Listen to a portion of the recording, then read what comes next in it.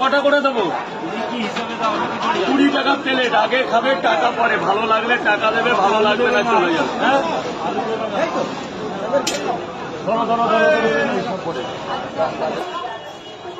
Plate 20, plate 20, এক এক plate ভর্তি করে প্লেট হবে 20 টাকায় আজকে।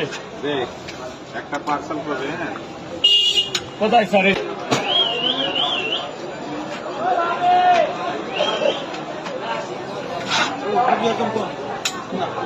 চলবে না, এদিকে এসে খাও, এদিকে এসে খাও, উপরে উঠে খাবে।